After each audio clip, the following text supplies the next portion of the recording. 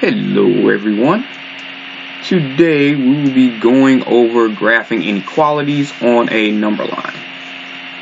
Okay, so these are your inequality symbols, where you have your less than symbol, your greater than symbol, your less than or equal to symbol, and your greater than or equal to symbol.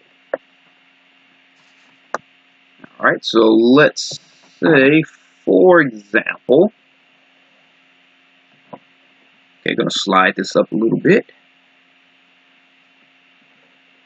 Okay, so for example, we know we can say that 5 is less than 9. Okay, so if we write that out, it's just 5 is less than 9, which is true. 5 is less than 9. We can even say that 4 is greater than 1.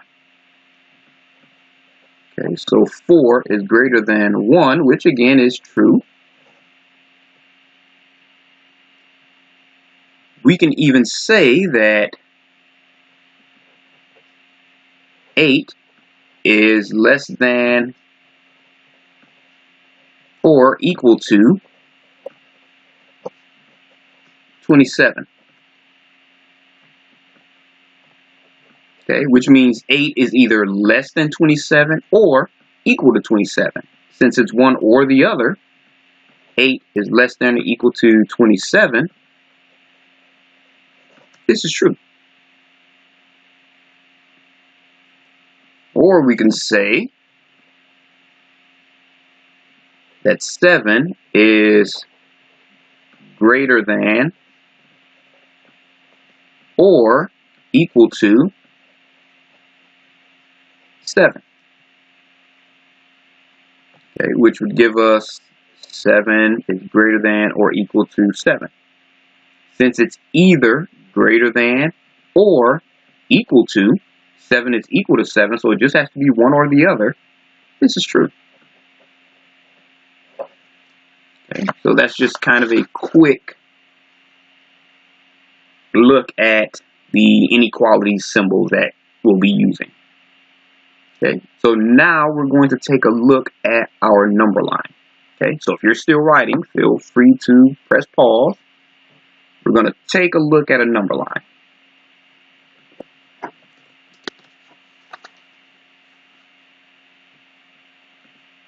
Okay, so now we're going to look at the number line. Okay, and the number line is literally just that. It's a number line. Okay, so if you draw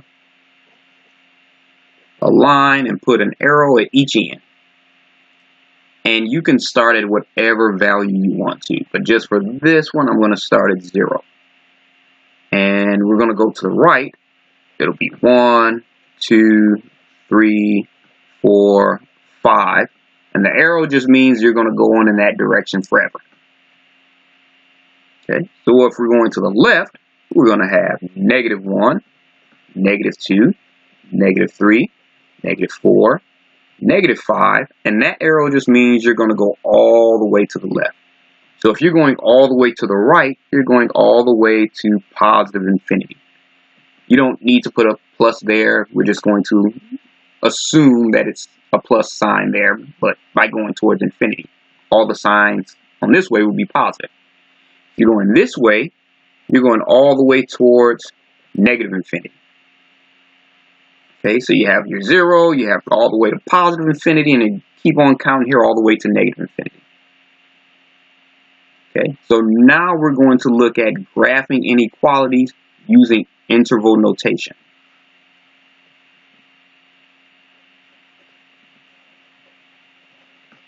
Okay, so graphing inequalities using interval notation.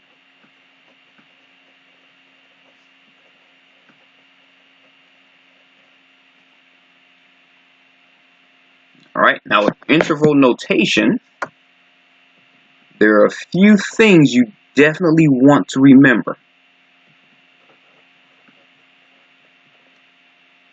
Okay, when you see less than or greater than, that means you're going to use parentheses.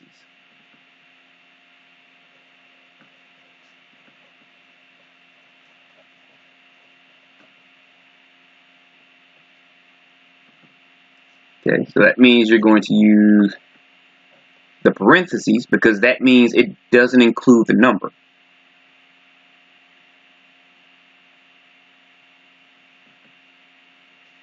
Okay, so it does not include number.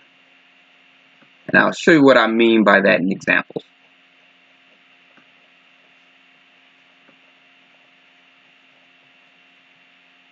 Okay, but if you see the less than or equal to or greater than or equal to, that means you're going to use brackets.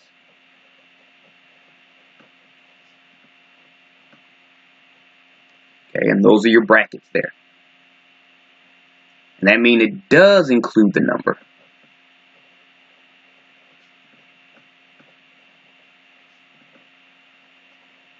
And again, I'll show you what I mean by that on the example. Okay, now the third thing you have to remember for interval notation is whenever you have two negative signs there for some odd reason, a negative infinity or infinity, that side will always have a parenthesis. Well, let's say always have parentheses.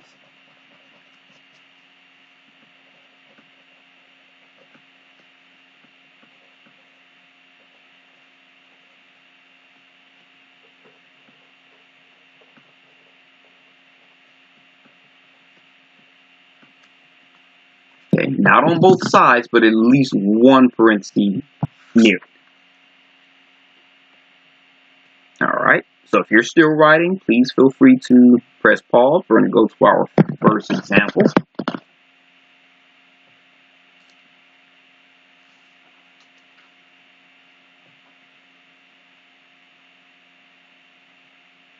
Okay, so let's say, for example, you want to graph the inequality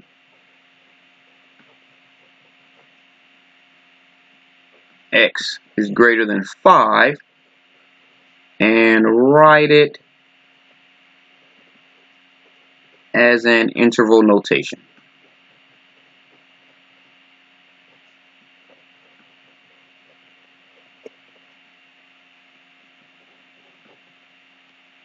Okay, so if we're writing x is greater than 5, what we're going to do is have our number line.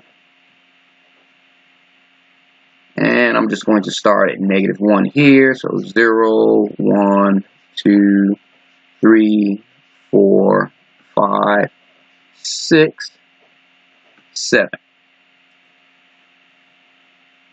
Okay. Now the thing is, by having x is greater than 5, that greater than sign means we're going to use parentheses.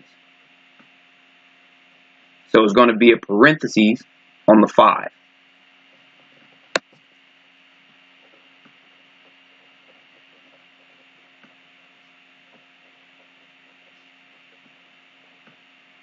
Okay. Now everything greater than 5 is on the right. So 6, 7, 8, 20, 100, 1000, whatever, is all on the right. So we're going to put a parenthesis right on that 5. Okay. The reason we're doing that is because we're not including 5 as the answer. Everything greater than 5 is all the way over here. Okay, so it goes that way forever and ever and ever. But the reason we use parentheses is because 5, if you replace x with 5, 5 is not greater than 5. 5 is greater than or equal to 5, but 5 is not greater than 5. So we're not going to include that 5 in our answer, which is why we use the parentheses. Okay? Now, if you have 5.1, that's bigger than 5. So, but you can use anything larger than 5, you just can't use 5 itself. Alright, so everything to the right is something that if you replace x with any number to the right of 5, it will be true, except 5. Okay, so this is your graph. Okay, that's how your graph will look. Now your interval notation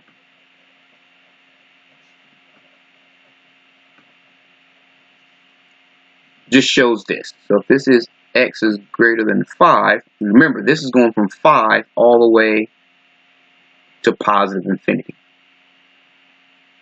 Okay, so your interval notation would use the parenthesis next to the 5. And remember, infinity or negative infinity always has a parenthesis next to it.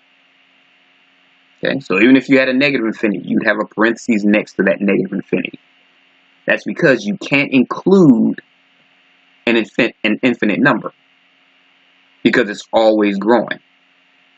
The bracket means you include that number. So by having the parentheses, that shows that you can't include a number that you haven't reached yet. Okay, so this is your interval notation. And that's your graph. Let me straighten up that 5 a little bit. Alright, hopefully that made sense. Okay, let's go to another example. I'm going to go ahead and move this up. You can press pause if you need to. Alright, so let's say, for example, we want to graph the inequality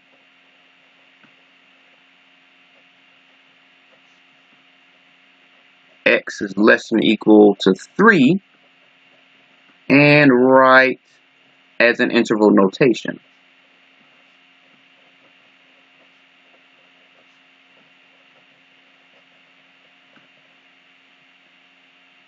Okay, so just like before, if we're going to graph the inequality, we need our number line.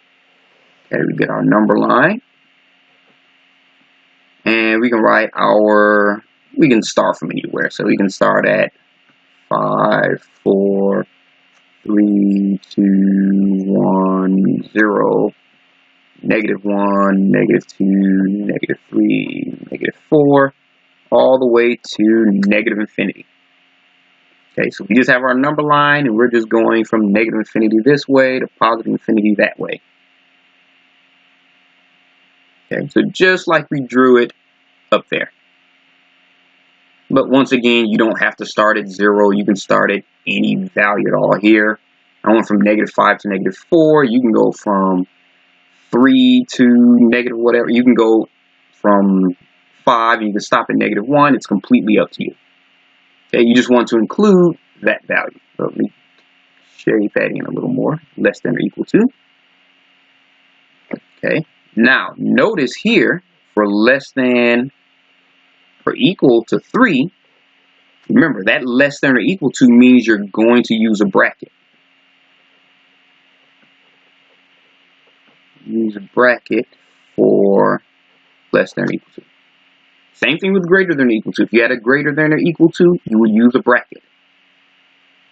Okay, so since we have less than or equal to, if you have 3 here, everything to the left of 3 is either less than or equal to 3. 2 is less than or equal to 3. 1 is less than or equal to 3. 0 is less than or equal to 3. The reason we use a bracket is because if you replace x with 3, 3 is less than or equal to 3 is actually true. So you can plug in 3. Up here, you couldn't plug in x equal to 5. So that's why we didn't include the 5. Here you can include the 3, and everything less than that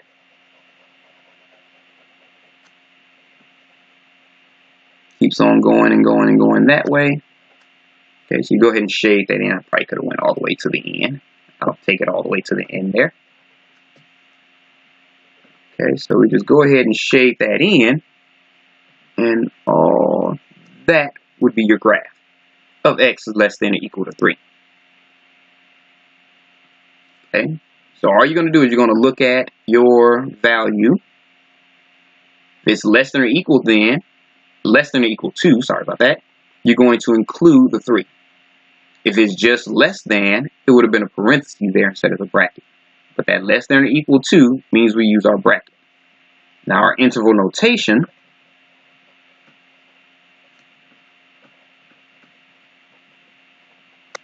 will look exactly like our graph.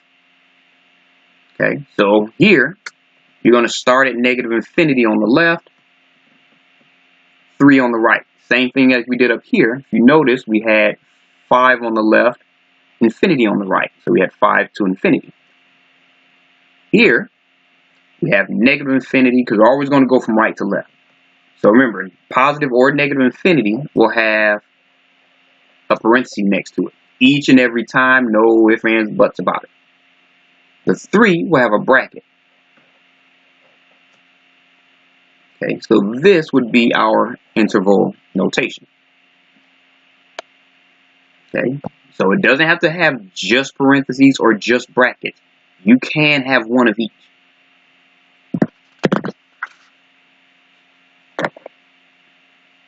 Alright, so let's go to our next example. And remember, if you're still writing, feel free to press pause.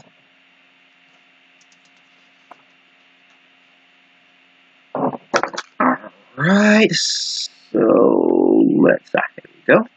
Let's try the example. Let's say if we wanted to graph the inequality.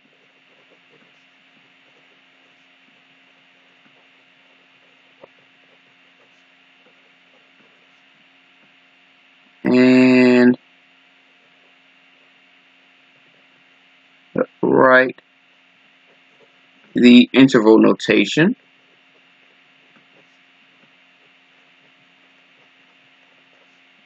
for, and I want you to try these two on your own. Let's say for problem A, it's x is greater than or equal to negative 1/2. And let's say for problem B,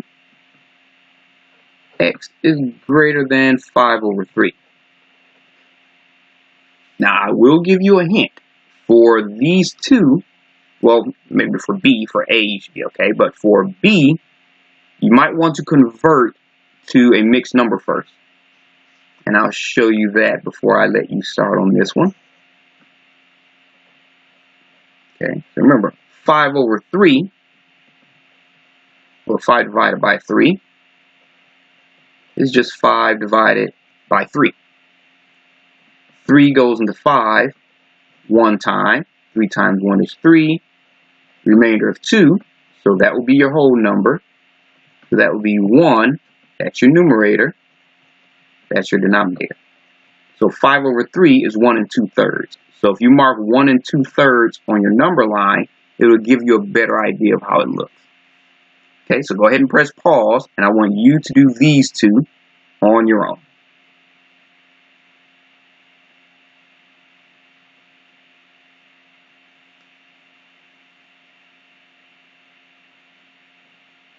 Alright, so I'm assuming you've pressed pause and you've worked out these two problems on your own. Okay, so for problem A, we're going to go ahead and make our number line.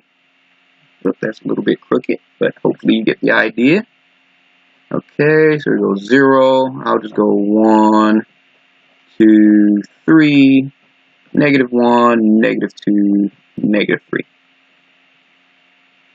Alright, so we made our number line. This goes all the way to infinity, and this goes to negative infinity. Okay, so we know that x is greater than or equal to negative 1/2. That greater than or equal to means we're going to use brackets. Okay, at least next to the negative 1/2. Now this is positive 1/2 between 0 and 1. And negative 1/2 will be between 0 and negative 1. So that's about your negative 1/2 right there. Okay, so your negative 1/2, you're looking for everything greater than or equal to. That means you're going to have your bracket there. Because remember that greater than or equal to means a bracket. So you have your negative 1/2, and everything bigger than that is to the right. Okay, so that means for your interval notation,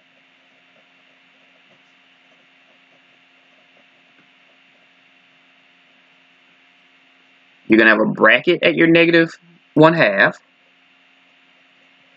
and you're going to go all the way to infinity. And positive or negative infinity will always have a parenthesis. Okay, so this is your graph. This is your interval notation. All right, so let's go to question B. And again, we're going to draw our number line. Okay, so we'll go 0, 1, 2, 3, negative 1, negative 2, negative 3. So if you have x is greater than 5/3, remember you have the, move that up a little bit, there we go. You have the greater than, so that means you're going to use parentheses, not the brackets. And also remember that 5/3 is 1 2/3. Okay, so 5/3, you have 1. So if you got between 1 and 2 and cut it into 3 parts, you have 1 here, 1 1/3, 1 2/3. If you went all the way to 1 3/3, that would just be 3/3 is 1, so 1 plus 1 is 2. So this would be your 1 2/3. So this right here will be your 5/3. Okay, so that's why I said convert it to a whole number first, so you know exactly where on the graph your 5/3 is. It's a little easier sometimes as a mixed number as opposed to an improper fraction. It's easier to visualize. Okay, so now we're going to look for anything to the right of 5/3 because it's greater than. So since it's greater than, we know we're going to use a parentheses right at 5/3. Okay, and anything to the right of that just gets shaded in all the way to infinity. Okay, so that's our graph of it. So our interval notation